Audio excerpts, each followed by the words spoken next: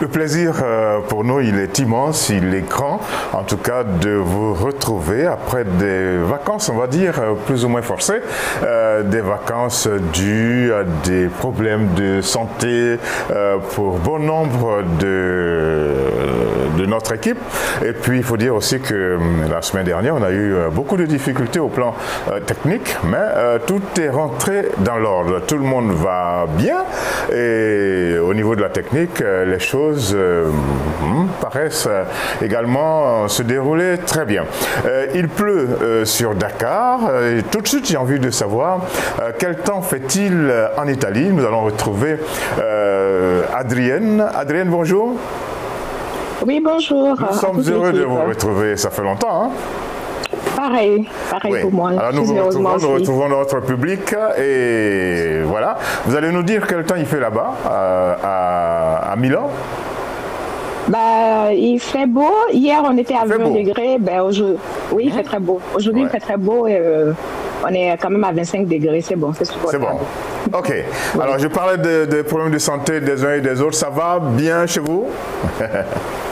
Moi aussi, j'ai eu quelques soucis de santé, mais ça va beaucoup mieux. Ça va beaucoup mieux. Par la grâce du Seigneur. Ça va beaucoup mieux. OK, nous sommes contents que vous soyez bien calés. Nous espérons retrouver tout à l'heure, malgré les difficultés liées à l'électricité et à Internet, nous espérons retrouver Carole au Cameroun et Pulchérie en Côte d'Ivoire. On l'espère. Mais ce qui est sûr, c'est que ici, je suis en compagnie de Mamie Sam. Bonjour. Bonjour, Jean. Très heureux qu'on se retrouve. Le plaisir est partagé. Je suis heureuse de vous retrouver aussi. Oui, ça va. Je vais très bien. Par la grâce de Dieu. Nous sommes heureux de nous retrouver. Nous sommes heureux de retrouver les téléspectateurs. Oui, effectivement. Ouais. Et on leur souhaite également un excellent week-end, un bon samedi. C'est un plaisir de vous retrouver. Ça fait un moment. Vous nous avez beaucoup manqué, mais on est là ce samedi et ça, c'est pour votre plaisir. OK, on va colmater toutes les brèches. Vous savez que il pleut sur Dakar. Oui. On craint des inondations.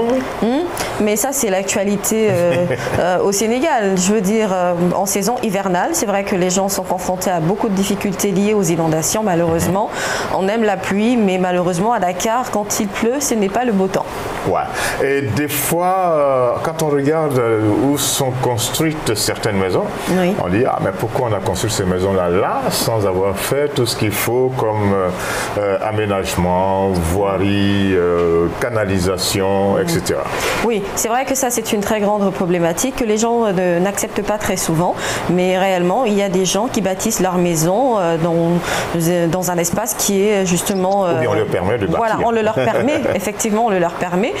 Et donc, effectivement, quand il y a une saison hivernale, les inondations, il y en a beaucoup. Et il y a beaucoup de familles également qui sont obligées de quitter leur maison pour aller s'abriter ailleurs, tout simplement parce qu'ils ne peuvent plus vivre chez eux. Ils vivent sous les eaux, dans une grande précarité et surtout une insécurité, il faut le dire. Mais il y a une responsabilité également de l'État qui attend souvent que la saison hivernale soit là pour prendre les mesures qu'il faut, déclencher le plan Orsec notamment, recurer les canalisations. Voilà, alors que ça, c'est un travail qui devrait être fait bien avant la saison hivernale. OK. Bon, tout ça, c'est ça, la marche de nos cités. Oui. Alors, on va aller en Côte d'Ivoire voir si, tout à l'heure je le disais, si l'électricité et Internet marchent bien. On peut avoir certainement Pulchérie. Pulchérie, bonjour. Bonjour, Georges. Ah, cette voix. Nous sommes contents de retrouver Pulchérie. Comment ça va? Ça va super bien, Georges. Et chez vous? Ça va bien, ça va très bien. Ça se passe bien à Dakar, ça se passe bien dans tout le Sénégal là-bas? Oui, si comme l'a dit Mamie Sam, quand il pleut ici à Dakar, on commence à... Il faut sortir le maillot de bain pour nager dans les rues. Oui, en tout cas, normalement, les pluies dans ces saisons, en ce moment-là, c'est un peu partout en Afrique. Mais il faut dire que cette année, la Côte d'Ivoire a un peu échappé.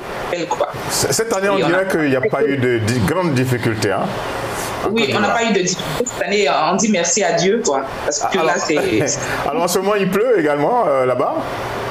il pleut, mais c'est vraiment des pluies légères. C'est pas comme les pluies diluviennes comme on en vivait auparavant, avec des pertes de vie et beaucoup de difficultés. Cette année, vraiment, c'est supportable. Alors dites-nous, Pulchéri, vous êtes où? À Grand Bassam, à Abidjan, à Bouaké, à Divo ou à Gagnoa? Aujourd'hui, je suis à Abidjan. Vous êtes à Abidjan? Cocody, oui.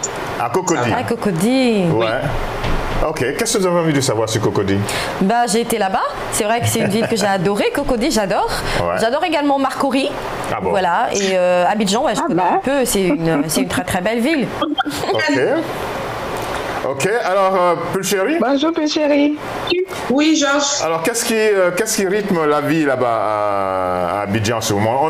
On a déploré la mort d'un chanteur, Eskeli. Je sais que tout le monde ne le connaît pas, mais ceux qui aiment tout ce qui est coupé décalé savent que Eskeli, bon, c'était une figure marquante, quelqu'un qui sort de l'ordinaire et qui marche des fois dans la marge et bon, qui est décédé cette semaine. Oui, qui est décédé cette semaine et on a tous connu Eskeli par son talent. Comme vous l'avez si bien dit tout à l'heure, c'est un artiste qui a fait marcher pas mal de tubes dans le coupé décalé, donc pas mal de featuring avec Claire Bailly, Arafat et pas mal d'artistes comme ça. Donc aujourd'hui, c'est vrai qu'à un certain moment, il ne cessait pas de mettre ses phrases un peu partout sur la toile, mais c'est un artiste qui n'a pas été vite compris. Donc nous, c'est ce qu'on déplore en ce moment. Donc c'est une tristesse pour le showbiz ivoirien, oui. Ok, donc nous vous présentons toutes nos condoléances, en tout cas à la Côte d'Ivoire culturelle, à la sphère coupée décalée, en tout cas Eskeli, chanteur décalé également, bon, nous a quittés. Qu'est-ce qu'il y a y a-t-il des informations joyeuses, un peu plus gaies? Les informations joyeuses, on en a toujours, on en crée toujours, mais bon, là, ce sont les vacances, donc on se fait plaisir un peu partout. Ok, on sait que la Côte d'Ivoire est embarquée dans un processus de réconciliation. Le président Gbagbo est rentré, avec derrière lui un certain nombre d'autres acteurs politiques. On l'a vu avec le président Alassane Ouattara, le président Bédié est là. Il y a une dynamique, si je ne me trompe pas, vers une réelle réconciliation. Oui, une réconciliation à laquelle tous les Ivoiriens croient. Donc nous, on se met dans la patte pour apporter cette réconciliation-là à la nation qui en a tant besoin. Parce qu'à un moment donné, il faut surpasser tout ce qu'on a vécu là et puis penser réconciliation, penser paix. Donc c'est cet effort-là que nous sommes en train d'essayer de construire en ce moment. Ok. Et voilà. Merci beaucoup. On vous retrouve tout à l'heure. On repart à Milan, retrouver Adrienne. Adrienne, alors pendant tout ce temps, il y a eu certains événements, non? Ou bien pendant la semaine qui vient de s'écouler? Comment? Pendant la semaine qui vient de s'écouler, qu'est-ce qu'il y a eu comme événement à Milan ou en Italie ou en Europe qui vous a marqué? Bon, vous savez que c'est plus le problème du peuple afghan actuellement qui préoccupe l'Europe. Donc, on est dans cette dynamique-là. Je sais que tout à l'heure, je regardais avant de me connecter là à la télé. Bon, les autorités ont déjà effectué tous les vols qui devaient déjà rapatrier les Afghans. Donc, le dernier vol venait à peine d'atterrir, voilà. Donc, je crois que tout le monde, tous les autres États sont en train de prendre toutes les prédispositions nécessaires pour recevoir ce peuple-là, quoi, voilà. Okay. C'est ce problème-là qui pèse un peu plus sur l'Europe. Sinon, bon, nous actuellement on prépare la rentrée. On est toujours dans le vif avec. La rentrée, c'est septembre, oui, c'est septembre, c'est dans quelques jours. Dans quelques jours. Donc voilà, il faut prendre déjà toutes les mesures qu'il faut pour les passes sanitaires qui sont imposées et tout. Voilà, c'est un peu tout cela qui anime les infos actuellement, quoi. Voilà, c'est tout. D'accord. Ok. Alors, on a planté notre décor. Il ne manque plus que un élément à notre ensemble. Il s'agit de Carole. Alors, Carole, on va croiser les doigts. On va espérer que les problèmes d'électricité et les problèmes d'Internet vont lâcher Carole pour qu'on puisse la voir. Alors, Mamy Samb, oui. La musique fait partie de notre programme de Ça va chauffer. Vous savez que la musique en Afrique, en Afrique subsaharienne a été dominée par nos amis d'Afrique centrale, ce qu'on appelait dans le temps les Aïrois, maintenant les Congolais. Et puis l'Afrique de l'Ouest a pris le relais, mais depuis quelque temps, en Afrique de l'Est, en Tanzanie, en Ouganda, au Kenya, eh bien, ça remonte. C'est vrai qu'actuellement, en tout cas, selon les dernières statistiques par rapport aux hits africains, ce sont réellement des artistes qui se sont donc fait remarquer par rapport à leur playlist, par rapport également à ce qu'ils nous proposent. Et ce matin, déjà pour le premier clip, justement, nous allons aller en Tanzanie pour retrouver Spice. En Tanzanie ou en Ouganda? Non, ce sera plutôt, oui, c'est l'Ouganda. C'est l'Ouganda. J'ai la Tanzanie en tête, mais c'est l'Ouganda avec cette artiste Spice Diana. Vous allez voir, elle est non seulement sensuelle, mais elle a beaucoup de talent. C'est Mamy qui l'a dit. Voilà, ça c'est la musique qui fait du bien. Hein. Vous avez décidé de rester en notre compagnie aujourd'hui. Eh bien, vous avez raison parce que nous avons décidé de vous offrir un programme intéressant à travers Ça va chauffer. Vous avez de la très bonne musique, vous avez l'actualité qui va être développée par les Georgettes. N'oubliez pas que les chroniqueuses de cette émission s'appellent Georgette. Et puis tout cela soutenu par notre équipe. C'est l'occasion de rappeler et de saluer nos équipes qui se battent pour que l'Afrique, à travers Label, vive. Nous avons côté réalisation le Camerounais Bill Mangué, côté production le Sénégalais Medoun Ndiaye, côté montage le Gabonais Stéphane Kassa. Vous voyez, on a une équipe qu'est-ce qu'on dit, en tout cas avec des personnes qui viennent de pays différents, et c'est ça. Voilà. C'est ça Label. Label, c'est la pratique de la multiculturalité. Bonjour à Modou, bonjour à Pape. Voilà, c'est ça. Nous sommes bien calés et nos équipes ont décidé de faire en sorte que Label TV continue d'avancer. Il y a quelques jours, nous avons célébré notre 4e anniversaire. Nous sommes donc en route pour le 5e et ne vous en faites pas, Label, c'est pour l'éternité et c'est pour faire en sorte que l'Afrique se réveille. C'est notre contribution, faire en sorte que tout ce qui se passe bien dans notre continent soit relevé, mais on met le doigt aussi sur quelques petites plaies, comme tout à l'heure Mamy Samb l'a dit. Dakar, attention, il pleut. Messieurs et mesdames des autorités, prenez les dispositions pour que, eh bien, il n'y ait pas d'inondation et surtout pour qu'il n'y ait pas de morts. Parce que quand il y a ce genre de situation, c'est souvent qu'on déplore des morts. Bien. Alors, on a dit qu'on allait parler de l'actualité. L'actualité, c'est que le 11 octobre prochain, donc 4 jours avant le 34e anniversaire de la mort de Thomas Sankara, eh bien, Thomas Sankara, son procès va être ouvert à Ouagadougou. Allons-y, c'est le sujet de notre premier débat. Porté au pouvoir par un coup d'État en 1983, le président Thomas Sankara a été abattu par un commando le 15 octobre 1987 à l'âge de 37 ans lors d'un putsch qui permet à son frère d'armes d'alors, Blaise Compaoré, de lui succéder. La mort de celui qui a tout fait d'être surnommé le Tché africain était devenu un sujet tabou pendant les 27 années de pouvoir de Blaise Compaoré, lui-même renversé par une insurrection populaire en 2014. L'assassinat de Thomas Sankara, abattu en même temps que 12 autres personnes, n'a pas livré tous ses secrets. Il a fallu 34 ans pour que s'ouvre le procès de cette icône panafricaine.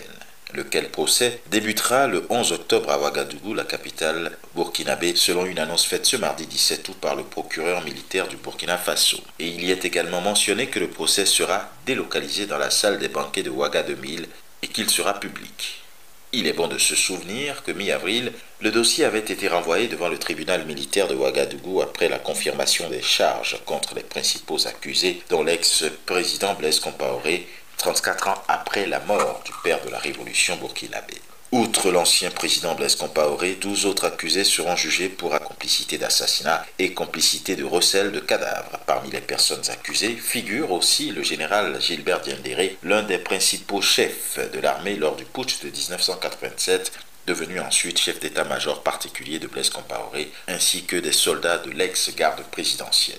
Le général Diendéré purge actuellement une peine de 20 ans de prison pour une tentative de coup d'État en 2015. En février 2020, une première reconstitution de l'assassinat de Thomas Sankara s'est déroulée sur les lieux du crime, au siège du Conseil national de la Révolution à Ouagadougou. Le 17 avril dernier, la France a remis aux autorités burkinabées un dernier lot de documents d'archives déclassifiés dans le cadre de l'instruction du dossier sur l'assassinat de Thomas Sankara.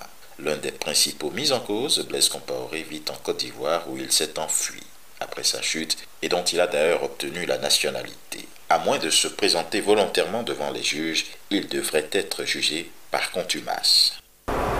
Bien, le décor est planté par notre confrère, notre ami Robert Adandé. Comme aujourd'hui je donne les nationalités, il faut dire que Robert Adandé est à la fois gabonais et béninois. Voilà, il a les deux nationalités. Donc, vous voyez, hein, à la belle télévision, eh bien, nous avons tout. Il y a la Côte d'Ivoire, Silla, vous ne le connaissez pas, mais oui, il est là-bas de l'autre côté.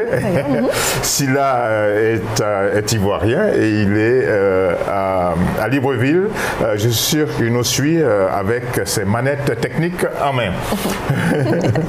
Et puis, bon, nous allons partir au Cameroun, hein, voir si Carole est prête. Carole, je crois que ça va. Nous, on a croisé bien les doigts, on les a même attachés. L'électricité, ça marche. Comment on va dire ça? Internet, ça marche. On va commencer avec vous et parler de Thomas Sankara. Vous êtes là? Oui, bonjour Georges. Ah, bonjour. C'est un plaisir de vous retrouver. Ah, nous sommes contents. Bonjour à toutes les Georgettes. Petite Bisous. Voilà, tout le monde est là. Marisa ne sera pas là aujourd'hui. Mais nous avons Carole, nous sommes heureux d'avoir Carole. Carole, alors, comment ça va à Douala? Douala, c'est la capitale économique du Cameroun. Et Douala donne... c'est une ville qu'on aime malgré tout, même si, oui, elle donne du palu. Il y a beaucoup de palu dans l'air depuis quelques temps, parce que nous sommes en saison pluvieuse. Oui. Mais il y a du soleil qui sort en même temps, c'est-à-dire il peut pleuvoir à 7 heures, de 7 heures jusqu'au lendemain. Ok. Alors, on continue de croiser les doigts, hein, parce que là, il y a un blocage. Carole, il ne faut pas trop critiquer ce qui ne marche pas au Cameroun. Hein. Sinon... Alors, que représente, on va retrouver Carole tout à l'heure, mais que représente Thomas Sankara pour vous? Mais Thomas Sankara, c'est, je pense, quelqu'un qui a réussi vraiment à avoir l'amour de tout le monde. Hein. Je pense que c'est également un très très grand panafricain. C'est quelqu'un qui a eu des idées, c'est quelqu'un qui s'est battu pour son pays, le Burkina, et c'est pas pour rien qu'il est surnommé ou donné un peu le surnom de papa là-bas. Et donc c'est bien en tout cas qu'on ouvre encore une fois son procès qui est prévu pour le 11. C'est une très très belle chose. Pourquoi? Parce que ça permettra de mettre une lumière sur cette affaire justement qui quand même est restée sur la gorge de beaucoup de personnes, beaucoup d'Africains, pas seulement des Burkinabés, enfin plus eux puisqu'ils sont concernés, mais ça aidera un tout petit peu plus un peu à l'histoire africaine de pouvoir retrouver ces marques, que les choses soient voilà, claires et nettes pour tout le monde. Ça permettra également à sa famille, je pense, de pouvoir se libérer de beaucoup de choses et notamment le peuple burkinabé. Ok. Et puis ça aurait été trop facile, ça ne peut pas passer comme ça en perte et profit. Le grand Thomas Sankara, assassiné le 15 15 octobre 1987, et puis bon, voilà, ça passe comme ça, on n'en parle plus. Non, l'histoire doit retenir la vérité, et la vérité, je pense, va commencer véritablement le 11 octobre. Pulchéry, vous allez nous dire ce que vous pensez. Hein. Qu'est-ce que vous retenez de Thomas Sankara? Parce que bon, c'est vrai que le 15 octobre, c'est bientôt, mais ce sera l'anniversaire de son décès, mais il est dans tous les cerveaux, il est très apprécié sur tout le continent. Exactement, c'est lui qui a su révéler ce que c'était que le panafricanisme avant même que ce thème-là ne naisse. Alors Thomas Sankara, ce qu'on retient de lui, c'était ce grand homme humble. C'est lui-même qui a osé diminuer son salaire en tant que président et celui aussi de ses ministres à l'époque. Et ce qu'on retient de lui, c'est un lutteur, c'est lui qui osait. C'est lui qui a lutté et qui a su convaincre le peuple burkinabé. Et comme tout à l'heure, Mamie l'a dit, c'est pas que le peuple burkinabé qui se rejoue aujourd'hui, c'est toute l'Afrique et le monde entier, même pourquoi pas. Alors, ce qu'il faut retenir encore de Thomas Sankara, c'est vraiment celui qui a combattu contre l'esclavage, celui qui a toujours été contre la colonisation, celui qui luttait plutôt pour ce que le peuple burkinabé ait sa liberté et son indépendance totale. Voilà, c'est ce que moi je retiens de lui. Alors, on espère que ce 34e anniversaire sera le symbole de la liberté totale. Hein. Je vais dire que ce procès-là se déroule bien et qu'enfin on puisse mettre la main sur tout ce qui s'est passé 34 ans auparavant. On veut connaître la vérité. Vous rappelez, Pulchéry, vous connaissez le Faso d'Anfani? Le Faso d'Anfani, je sais que c'est une tenue. Une tenue, la tenue propre même au Burkina Faso et la tenue même qu'il imposait aux fonctionnaires en son temps afin de valoriser les artisans burkinabés. Voilà, ça, il a dit quelque chose de très... Thomas Sankara a dit quelque chose de très important. C'est une règle, normalement une règle économique qu'on devrait pouvoir appliquer dans tous les pays. Consommons ce que nous produisons. Ça a l'air de rien, mais c'est très important. Ça veut dire qu'il ne faut pas jeter notre argent dehors en allant acheter des choses que nous n'avons pas fabriquées. Alors que nous avons tout chez nous, on a beaucoup de richesses. Et ce que j'ai aimé aussi dans ce grand homme-là, c'est qu'il a lui-même conçu l'hymne national de son pays. Et c'est lui aussi qui a changé le nom du Burkina Faso au Burkina Faso. Le pays des hommes intègres. C'est ce que ça veut dire. Alors, le Faso d'Anfani, vous savez que le Burkina est grand producteur de coton. Alors, on produit du coton, on le vend à l'état brut sur le marché international. Et puis après, on va acheter des habits, des vêtements en coton beaucoup plus chers. Et donc, il a dit, fabriquons, utilisons notre coton et fabriquons des tenues. Et ça a donné le Faso, c'est ça, le Faso d'Anfani, c'est ça, hein? Exactement. Oui, bien sûr. Ok, et ça, ce n'est pas rien. Nous allons aller voir, nous allons prendre l'avis de Adrienne en Italie. Adrienne, Thomas Sankara ne vous a pas laissé, comment je vais dire ça, indifférente? Non, il ne m'a pas laissé indifférente. En fait, pour moi, Thomas Sankara, c'est les dignes fils d'Afrique, ce que je dirais que nous sommes en train de rechercher aujourd'hui, des grands hommes comme lui, des visionnaires, des gens qui ont compris comment est-ce qu'il fallait procéder pour sortir le continent africain de l'esclavage et tout ça. Sauf que, bon, malheureusement, nous savons qu'en Afrique, dès qu'il y a un de nos fils ou bien de nos frères qui a assez de courage, bon, il faut l'arrêter. Donc, malheureusement, on a assisté à sa triste fin et c'est un réel plaisir si jamais on pouvait permettre réellement au peuple burkinabé de entamer ce procès, voilà, ce serait parfait. Et puis bon, connaître toutes les preuves, parce que je crois qu'après 34 ans,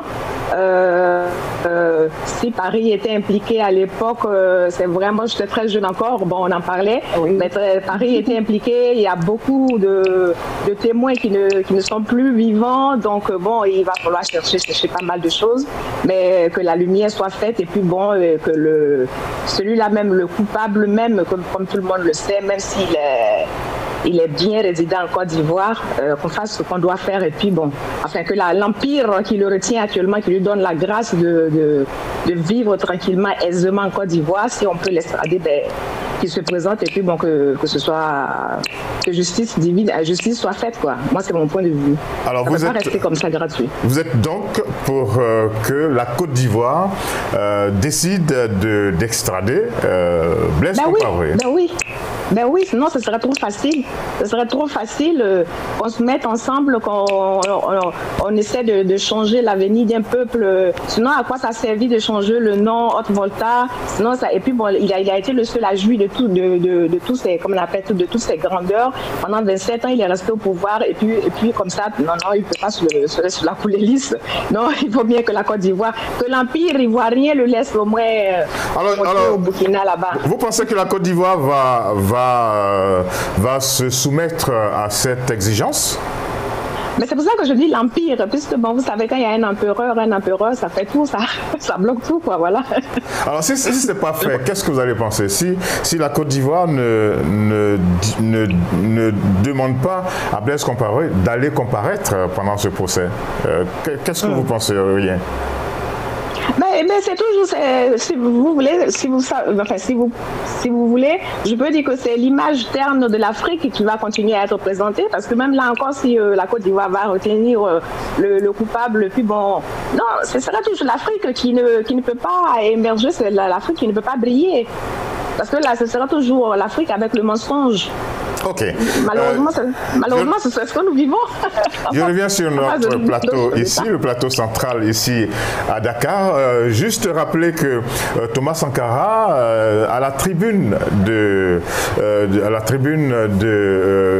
l'OUA ou de l'UA, l'Union africaine, Thomas Sankara avait demandé que les pays africains ne payent pas la dette. Il a dit qu'il ne faut pas payer la dette parce qu'il n'y a pas de dette à payer. Les pays africains ne sont pas endettés, ils ont été plutôt exploités, mais il n'a pas été suivi par ses pairs. Et on peut dire que tout ça est à la base de son assassinat. Mais retour à l'actualité, Mamy Samb, est-ce qu'il faut demander à la Côte d'Ivoire justement de jouer le jeu et de faire en sorte que l'ancien président Blaise Compaoré comparaisse pour qu'on connaisse la vérité? Après, je ne sais pas si c'est l'expression de jouer le jeu qu'il faut employer vraiment dans ce genre de situation, mais je pense en réalité que la Côte d'Ivoire a même l'obligation de demander à Blaise Compaoré d'aller comparaître sur une affaire qui n'est pas seulement une affaire du Burkina, c'est une affaire africaine. Les gens ont besoin d'être édifiés sur cette question-là. Effectivement, je suis d'accord avec Adrienne, c'est tellement facile d'aller s'enfuir en Côte d'Ivoire et ensuite d'avoir la nationalité histoire d'être protégé. Et il faudrait que, je pense, ces chambres juridiques africaines dont on parle souvent puissent exercer justement leur je dirais pas puissance, hein, je ne sais pas quel est le mot adéquat, mais vraiment exercer donc leur autorité, voilà, par rapport à une affaire judiciaire qui va permettre justement à toute l'Afrique d'être édifiée sur une question qui concerne tout le monde. Justement, c'est l'occasion de rappeler que l'ancien président Hissène Habré a été jugé ici à Dakar, donc dans une juridiction africaine. Il a été condamné, il est décédé dans le courant de la semaine dernière. On aura l'occasion d'en reparler, mais il faut de plus en plus faire confiance à la justice africaine. Oui, mais pour cela, il faudrait également que les chefs d'État africains s'y prêtent. Joue le jeu. Oui, il faut que tout le monde s'y prête. Je crois en matière de justice, il n'y a pas matière à vraiment essayer de voir comment contourner. Tant qu'il y a des voies de contournement, il n'y aura jamais justice en réalité. Et puis Blaise Compaoré, c'est quelqu'un qui est à la tête justement de cette affaire de Thomas Sankara. C'est vrai qu'il y a beaucoup de personnes qui sont décédées, qui ne sont plus à l'heure où on en parle. Mais voilà, je veux dire, toutes ces personnes-là, en tout cas qui sont encore là, comme Blaise Compaoré, devraient pouvoir répondre à la barre, apporter toutes les réponses et édifier tout un peuple. On a besoin de connaître la vérité. Carole, vous êtes là? Oui, c'est un peu facile à dire. Oui, les sorciers sont en train de me chercher, mais... Ok. Ils sont vaincus. Ils sont vaincus. Alors, Carole, Carole, on ne parle plus d'électricité ni d'Internet au Cameroun. Alors, parlons seulement de Thomas Sankara. Alors, qu'est-ce que vous attendez de ce procès? Est-ce que la Côte d'Ivoire doit jouer le jeu, comme a dit Mamie Samb? Bon, d'histoire, hein, il est connu que la Côte d'Ivoire n'estrade pas ses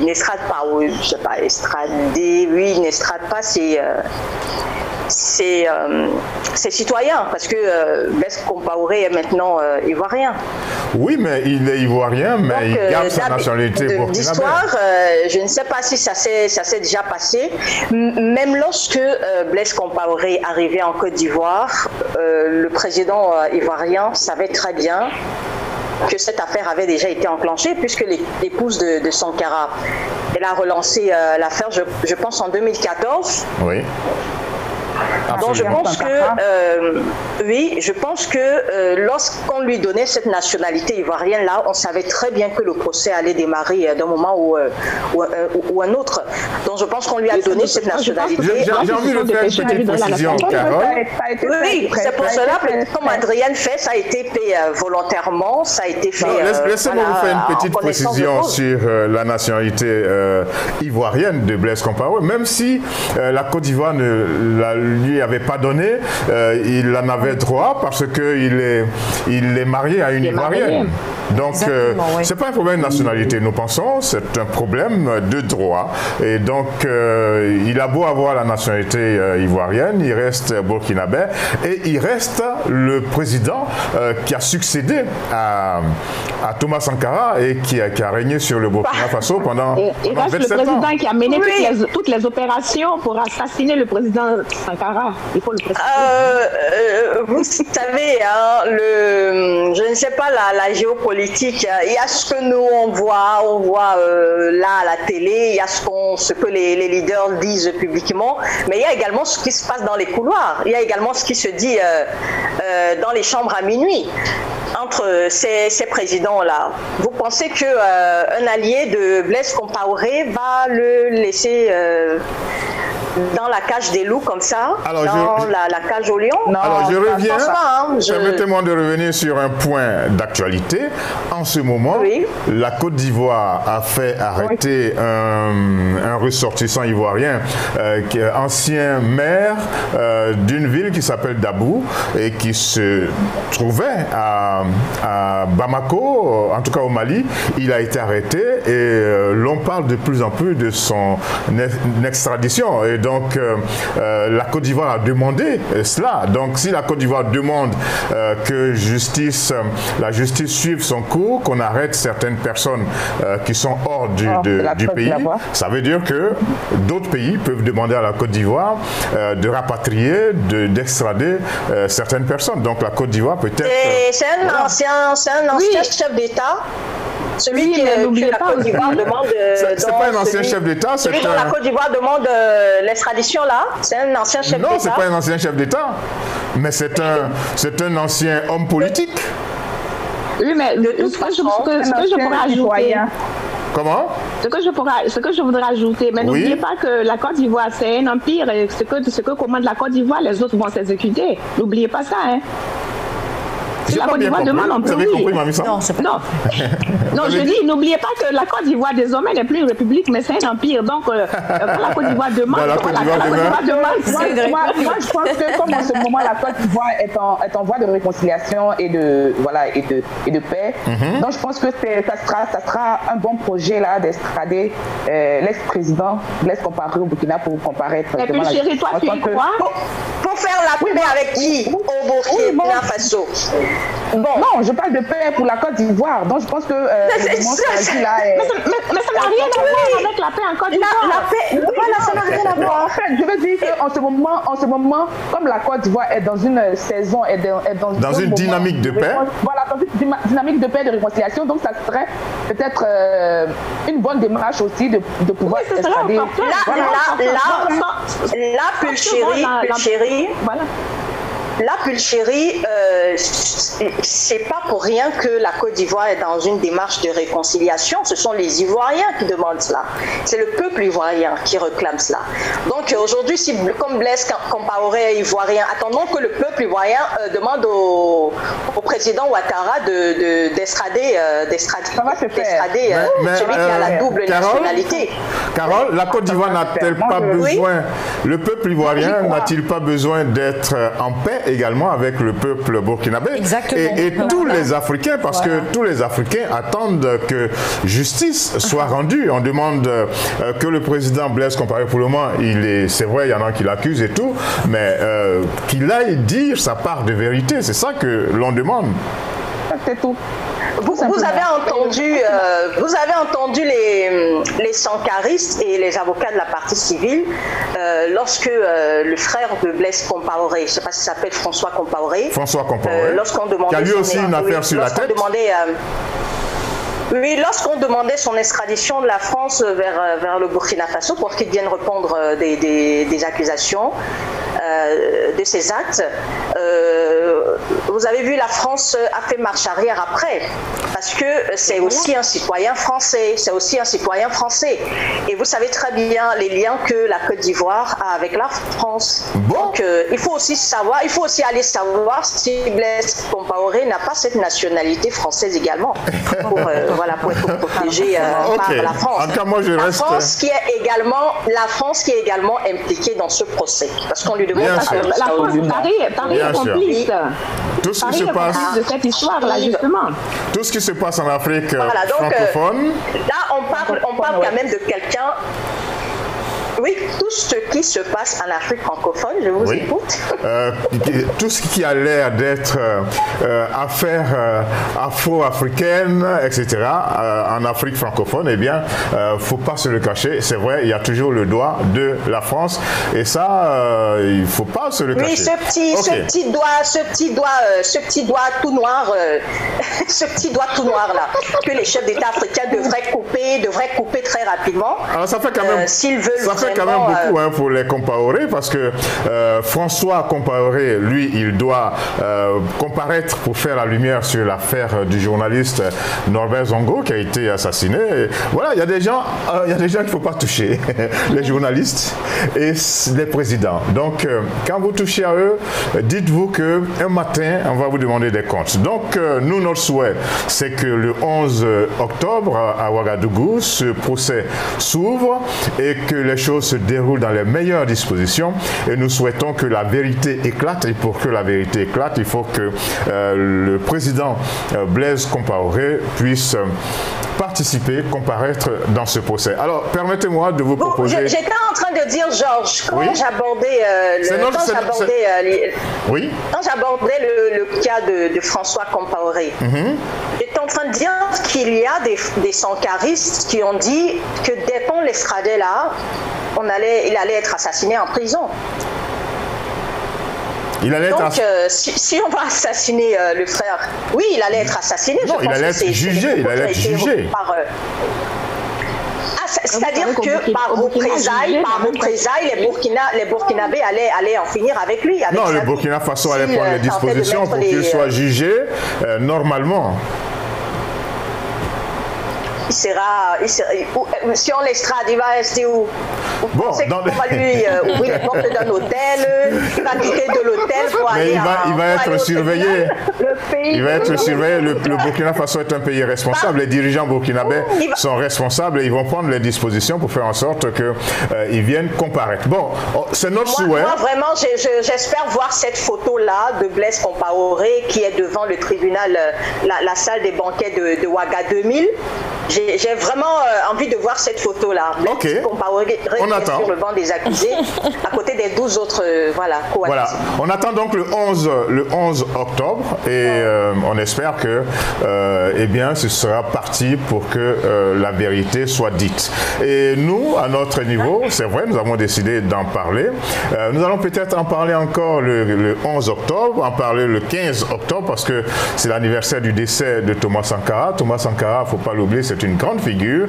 Et comme c'est une grande figure, eh bien, Thomas Sankara a été chanté par un certain nombre d'artistes. Nous avons retenu aujourd'hui un artiste, il me semble, de la Guinée-Bissau, voilà. Son nom. Il s'appelle Sido. Voilà, nous allons écouter cette chanson dédiée à Thomas Sankara, mais écoutez plutôt les paroles. Voilà, et nous allons nous recueillir. De Sido, chanteur bissau-guinéen, à Thomas Sankara, qui reste aujourd'hui dans toutes les mémoires. Et tous les Africains qui sont soucieux du devenir de l'Afrique, eh bien, ont en mémoire Thomas Sankara et avec lui toutes ces grandes figures, Lumumba, Amilcar Cabral, en tout cas tous ceux qui se battent, Kwame Nkrumah, qui se sont battus pour que l'Afrique reste debout. Alors, moi j'ai fait une émission avec une dame, une Sénégalaise, il y a quelques semaines.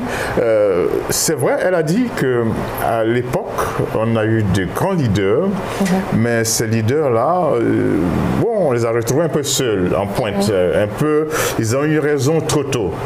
Mais aujourd'hui, c'est tous les peuples africains, dans tous les pays en tout cas, qui demandent que le développement soit lancé, que l'Afrique fasse preuve dans chaque pays de souverainisme ou de souveraineté. En tout cas, le destin de l'Afrique doit retomber dans les mains des Africains.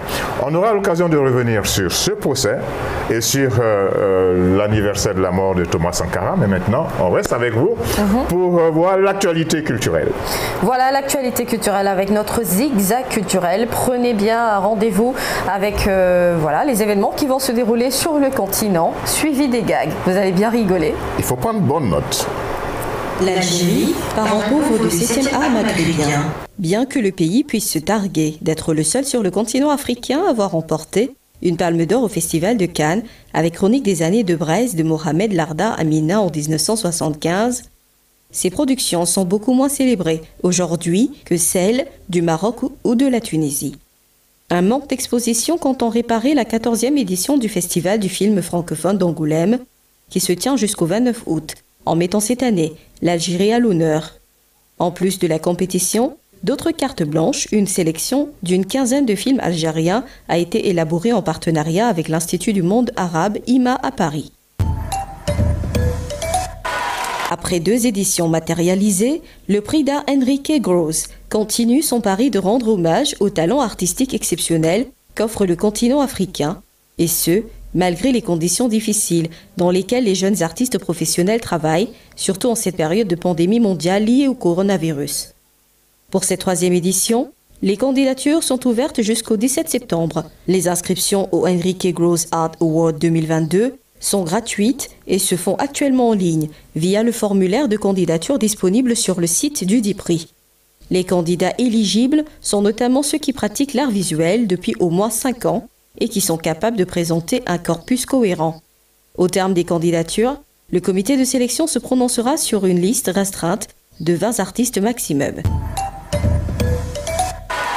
Bienvenue en Katamalanasie, avec le Monde Afrique, dictature africaine, sous la férule d'un guide providentiel sanguinaire, bien décidé à en finir avec Martial, son éternel opposant. Mais ce dernier refuse de passer de vie à trépas. Ainsi va le monde dont la vie est demie de l'écrivain Soni Labou Tanzi, un monde d'anomie dont les peuples subissent la violence en dépit d'oppositions politiques tenaces. Grinçant, détonnant, grotesque, ubuesque, les adjectifs n'ont pas manqué pour qualifier ce premier roman et véritable ovni littéraire lors de sa parution en 1979. Pour découvrir les merveilles du pagne, rendez-vous les 27 et 28 août 2021 pour l'édition du festival Abidjan Pagne. Sous le thème l'industrie textile en Côte d'Ivoire, difficultés et perspectives, la 4e édition du festival se tiendra dans un hôtel de la place. Organisé par Filon Mode, il s'agit d'une manifestation culturelle axée sur la mode ivoirienne et africaine à travers le pagne. Aussi dénommé la Nuit du Pagne, le festival Abidjan Pagne est le panthéon de l'excellence des acteurs du textile en Côte d'Ivoire. L'objectif est de valoriser les cultures et les traditions à travers les créateurs, stylistes et artisans.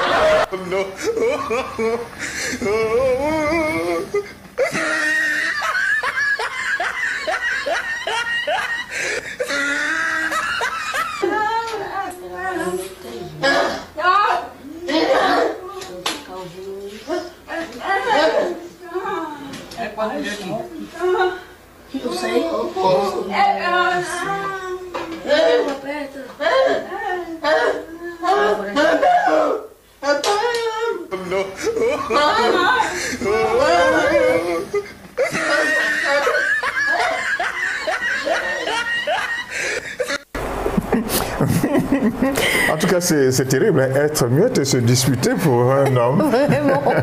Mais j'ai bien aimé ce monsieur qui a pris une grosse pierre et qui a menacé ce conducteur qui venait, qui allait l'éclabousser. Voilà. Le conducteur a vu que bon, il fallait se calmer. Ouais. Ok, merci beaucoup Ami Samb pour cette séquence. On continue. Oui. Et maintenant, n'oubliez pas que nous célébrons dans cette émission le mérite. Méritocratie, c'est une grande rubrique qui nous permet de faire monter sur une sorte de podium eh bien, tous les Africains qui le méritent. Et là, aujourd'hui aujourd'hui, on va rendre hommage justement à tous ces athlètes africains qui ont brillé au JO de Tokyo 2020. Je pense qu'on a tous vibré au rythme de cette grande compétition internationale. Et vous allez voir, les Africains ont décroché bien des médailles. Comme en 2016, le Kenya est le pays africain qui a remporté le plus de médailles, 10 dont 4 en or. Il devance au classement l'Égypte avec 6 médailles, l'Ouganda 4 et l'Afrique du Sud 3. L'Éthiopie, la Tunisie, le Maroc, le Nigeria, la Namibie, la Côte d'Ivoire, le Ghana, le Burkina Faso et le Botswana ont chacun décroché au moins une médaille, soit 37 médailles en tout pour l'Afrique, dont 11 en or. Sans surprise, c'est en athlétisme que les sportifs du continent se sont une fois de plus distingués. L'Ougandaise Perut Chemutai a quant à elle emporté le 3000 mètres steeple féminin, tandis que le Marocain Soufiane El Bakali a mis fin à 37 ans de domination kenyane dans la même catégorie chez les hommes. Les sportifs africains ont aussi brillé en natation et en karaté. La nageuse sud-africaine Tatiana Schoedmaker a multiplié les podiums en dominant le 200 mètres brasse et en obtenant l'argent sur 100 mètres. La dernière médaille d'or africaine a été obtenue en karaté, un des nouveaux sports admis aux Jeux cette année. Ferial Abdelaziz a remporté l'épreuve des moins de 61 kg, la seule en or pour l'Égypte. En taekwondo, dont celle en argent du jeune Tunisien Mohamed Khalil Djendoubi chez les moins de 58 kg. En boxe, seul le Ghanéen Samuel Taki a surnagé en obtenant le bronze chez les poids plumes. La Sud-Africaine Bianca Buitentag a décroché l'argent en surf, tout comme l'Égyptien Ahmed El Gendi en pentathlon moderne. La lutte gréco-romaine a offert 2 podiums à l'Afrique, l'argent pour le Nigérien Blessing Oborududu et le bronze pour l'Égyptien Mohamed Ibrahim Al-Saed. Les Jeux de Tokyo ont également permis au Burkina Faso d'obtenir la première médaille de son histoire. Il la doit à Hugues Fabrice Zongo, qui a terminé à la 3e place lors de l'épreuve du triple saut en réalisant un bond de 17,47 m. Même si l'athlète visait l'or, sa performance a été vécue comme une grande victoire à Ouagadougou, où il a été accueilli en héros lors de son arrivée à l'aéroport international. Bravo, bravo. Voilà, bravo aux athlètes africains et je crois qu'il faut vraiment les applaudir parce qu'ils ont fait bonne figure. Adrienne, vous êtes en Italie, mais vous avez suivi particulièrement les Jeux olympiques et je crois que vous avez vibré en même temps que les Africains quand certains parmi eux décrochaient des médailles. Oui, je sais que j'ai même pleuré pour Talou, c'est comme ça qu'elle s'appelle. Oui. Marie-Josée Talou. Voilà, je pleurais pour elle. Je pleurais. J'étais tellement contente. Bon, enfin, oui, je vibrais comme tout le monde. Qu'est-ce que je peux dire de plus? De les encourager et puis bon, voilà, de toujours représenter le continent africain. Donc petit à petit, ça va aller. Hein? Oui, bien sûr. On monte doucement. Oui. Je sais que la Côte d'Ivoire avait eu sa première médaille en 1984. Première médaille aux Jeux Olympiques. Le Burkina Faso vient de l'avoir, d'avoir sa première médaille et ça a été une grande fête. Hein? Oui, ça a été une grande fête pour cet athlète Zongo. C'est vrai, il a décroché la médaille de bronze, mais tous les mérites. Et puis voilà, c'était une belle victoire pour le Burkina Faso. En même temps, c'est une médaille qui est venue pendant que le Burkina également était en train de célébrer sa fête d'indépendance. Donc voilà, il a été accueilli en héros quand il est rentré au pays. Ça fait du bien au cœur. Et puis pour dire les choses, pour faire un pied de nez aux Européens et aux Américains, il y a des pays européens et américains qui n'ont remporté aucune médaille. Oui, exactement. Ok, on va saluer tous ces athlètes africains qui ont fait briller l'Afrique et qui font en sorte que, eh bien, on avance. On a choisi de la très bonne musique encore. Oui, Yemi Alade en featuring avec le groupe kenyan Sauti Sol pour célébrer l'Afrique justement. Ouais, l'Afrique qui gagne et l'Afrique va finir par gagner.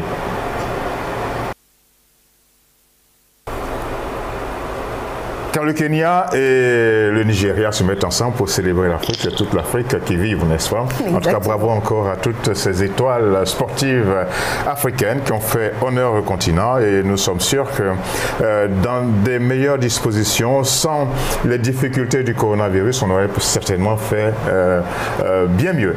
Ok, maintenant... C'est vrai ça? Comment? C'est vrai ça? Oui, c'est vrai. C'est vrai, je sais que... je sais que dans certains pays, à cause des contraintes du coronavirus, les athlètes n'ont pas pu avoir tout ce qu'il faut pour bien s'entraîner. Oui, Péchéry. Oui, excusez-moi, Georges, moi j'y crois parce qu'on a un peu écouté le témoignage de Ruth Bagby, notre championne en taekwondo, qui a fait ce témoignage pour dire que par rapport au JO, il fallait se réveiller tous les matins pour faire son test de Covid. Donc, voilà. Il y avait quand même un peu de stress. Ça crée du stress, ça crée de la pression, parce que déjà quand on est dans le domaine du sport, on est dans le stress et la pression, et ça c'est un stress et une pression supplémentaire. Mais Carole, c'est vrai, s'il n'y avait pas le coronavirus, c'est sûr que les Africains auraient fait bien mieux. En tout cas, on prend déjà ce qu'on a pu glaner comme médaille, puis on savoure ça. C'est pas mal. Et rendez-vous dans 4 ans. Même si ça n'a pas... D'accord. Même si ça n'a... Oui. Vous êtes prête? C'est pas mal. Vous êtes prête? Pardon? Vous êtes prête? Pourquoi prête? Mettez-vous sur la ligne...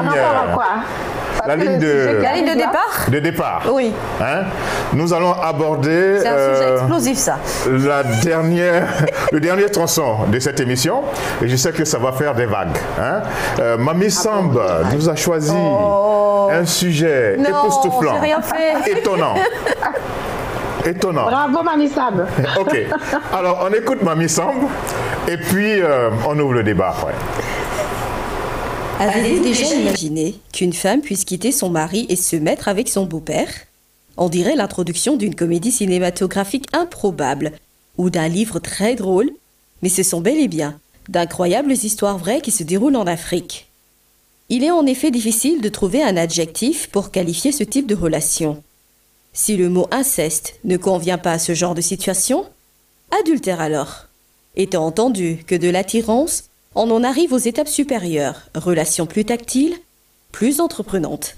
Disons-le, une relation sexuelle. S'agit-il d'amour réciproque ou d'une relation contrainte? En tout état de fait, s'il existe quelque chose entre vous et le père de votre mari, car il n'existe d'autre réalité objective que celle de vos sensations, si vous ressentez quelque chose, ce quelque chose existe. Assouvir un quelconque fantasme avec le père de votre mari reste sans conséquence, mais ne se justifie pas. Par contre, entretenir plus qu'une relation entre un beau-père et sa belle-fille n'est pas une aventure classique. Un fait surprenant, quand un papa veut voler le bonheur de son fils en ayant dans son viseur la femme qu'il a choisie. Dans nos sociétés traditionnelles, si pareil acte se posait, le silence était d'or. De nos jours, avec l'arrivée des médias et des réseaux sociaux, ce linge sale est souvent exposée aux oreilles des auditeurs et lecteurs qui tombent des nues et se perdent dans leurs conseils. Le plus surprenant est qu'il existe des belles filles qui avouent sans gêne trouver que leur beau papa était de bien meilleure partie que leur mari et sur bon nombre de points. Comment peut-on arriver à un stade où vivre une relation avec son beau papa, même en cachette, en quittant ses draps le soir pour trouver un autre réconfort est devenu normal? Chère Georgette, comment situer les responsabilités dans ce phénomène qui est pourtant devenu courant? Ouais. C'est un sujet terrible, hein? Mais c'est des choses qui existent et on doit parler des choses qui existent. Une femme qui tombe amoureuse de son beau-père ou le beau-père qui tombe amoureux de sa belle-fille. C'est des choses qui arrivent et qu'est-ce que vous en dites, les chères Georgette? Il y a un silence là, qu'est-ce qui se passe? C'est le choc. C'est le choc. Vous êtes choqués? C'est le choc. Ah, ça. C'est des choses qui existent. Oui. Carole? Vous commencez vous-même. Je vous écoute. Ah voilà, Mamie Sam, commence toi-même ce que tu as commencé, c'est-à-dire commence. Et Dieu, Carole, faut me laisser, pardon, faut me laisser. Hein? Non mais ce sont des faits qui existent. On a vu et entendu dans certaines émissions ici en Afrique où les femmes témoignaient justement de ces faits-là, d'être tombées sous le charme de leur beau-père, bien qu'étant mariées, ou alors l'effet inverse, c'est le beau-père qui tombe amoureux de sa belle-fille. Alors moi j'ai bien aimé cette phrase dans votre papier, vous avez dit le beau-père qui vole le bonheur de son fils. Mais exactement, c'est ça, c'est voler carrément le bonheur de son fils. Pour moi, c'est tout à fait, en fait, réellement, c'est tout à fait inadmissible. Je suis tombée des nues, effectivement, quand j'ai su qu'il existait réellement ces genres de relations, ici même chez nous, étant entendu que l'Afrique est un continent qui a des valeurs, qui a des mœurs, mais n'empêche qu'on en entend et ce sont des choses qui existent réellement. Après moi, je n'ai pas trouvé jusqu'à présent réellement d'adjectif pour qualifier cette femme qui va tomber amoureuse de son beau-père. Pour moi, ça dépasse l'entendement. C'est une chose qui est impensable avant même d'être quelque chose qu'on ne peut pas faire. Mamie Sam, il ne faut pas oublier que l'amour a des raisons, que la raison Mais quel amour a des raisons que la raison n'ignore ou ne connaît point? Je ne sais quelle phrase française justement qui vient juste s'imposer comme ça et on nous met voilà justement cette expression pour justifier le comportement. Mais non, ça ne justifie une relation amoureuse entre un beau-père et une belle fille. Alors, Carole, je reviens à vous. Vous avez voulu entendre Mamie Sam? Eh bien, vous l'avez entendu. Ok, rien ne justifie une telle relation. Mais le cœur, c'est un organe, c'est l'organe de l'amour. Hein. Eh bien, n'oubliez pas que dans le cœur, il y a beaucoup de place. Et un beau-père peut tomber amoureux de sa belle-fille. Ou l'effet inverse, une belle-fille peut tomber amoureuse de son beau-père. Alors, quand c'est comme ça, qu'est-ce qu'il faut faire? Si ça m'arrive à moi, parce que ça peut arriver à tout le monde, même à Mamie Sam. Oui. Elle peut se le mettre comme tabou, mais ça peut lui arriver et elle va refouler ce sentiment. Il faut le refouler.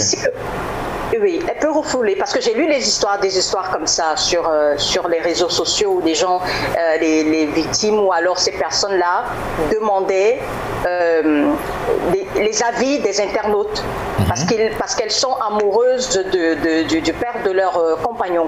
Ça peut arriver. Mais si le compagnon, le père du compagnon est libre, s'il n'est pas marié, il peut être marié si c'est pas lui qui a cherché, parce qu'il y a des beaux-pères qui viennent tourner chez vous comme ça, vous tapotent le derrière de temps en temps, voilà des beaux-pères comme ça. Mais si c'est pas lui qui a cherché, c'est-à-dire que s'il a juste un comportement qui va à la fille. Qu'est-ce que vous voulez? Vous voulez qu'elle mette son cœur dans le congélateur? Quoi? Non. Elle va aimer. Oui, ça arrive. Vous avez entendu Mamie Sam? Elle a dit quoi? Non, je suis choquée. Ouais. Mamie Sam a dit quoi? Carole. Non. Ok, on a eu l'avis de Carole. On peut avoir l'avis d'Adrienne. Adrienne, vous êtes à Milan, que ce soit à Milan ou en Afrique, au Canada ou partout, c'est des choses qui peuvent et qui arrivent. C'est des choses qui arrivent, c'est vrai, c'est des choses qui arrivent. Alors, supposons que Adrienne, vous êtes mariée, vous avez votre époux, et puis votre époux, il a son père, et puis vous tombez, il y a votre cœur qui bat rapidement quand vous voyez votre beau-père. Est-ce qu'il faut étouffer, comme a dit Carole, oui, ce sentiment-là? Il faut étouffer, oui. Dans un premier moment, il faut chercher à faire taire ces attirances-là. Et...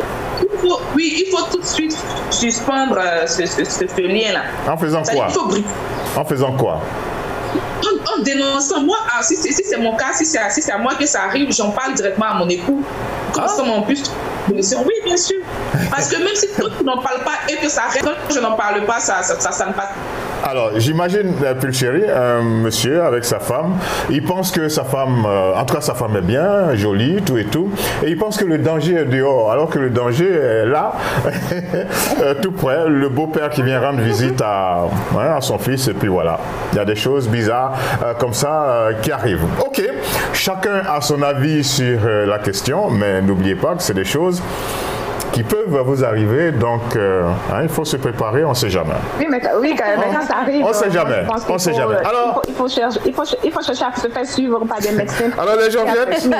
On va terminer en beauté cette émission. Il ne reste plus que quelques minutes. Je voudrais vous dire que demain, c'est l'anniversaire de notre cher ami Mamie Samb. Allez, on va chanter ensemble. Mais Bill, envoyez-nous de la musique pour qu'on célèbre ça. Voilà.